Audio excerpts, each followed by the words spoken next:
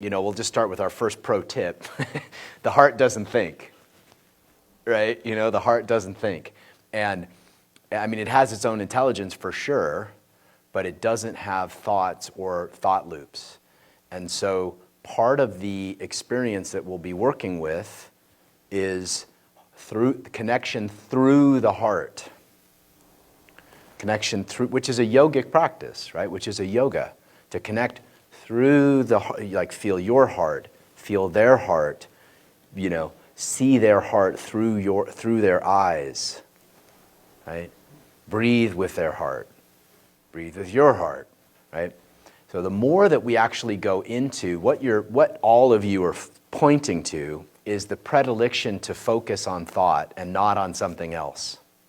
Because that's really the only issue.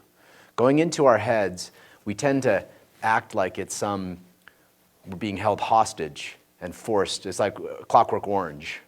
We're being forced to look at our thoughts. We're not. We're choosing habitually and very much unconsciously most of the time. Everybody does it. I do. Everybody does it.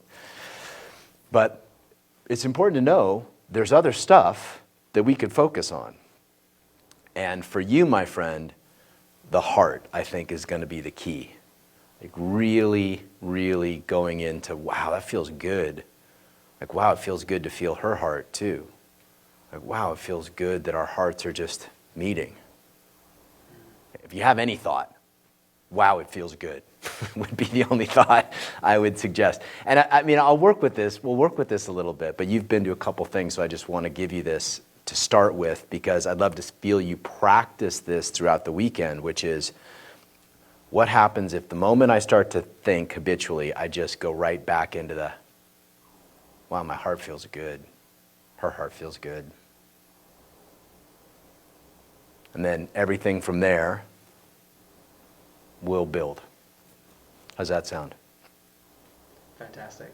Wow. Yeah, and don't worry if you fail at it, brother, right? Because you will, and you will. And so this whole thing, this journey of not going into our heads and staying with our hearts, which is basically, perfect place to start a weekend like this, is a journey of failure and recommitment.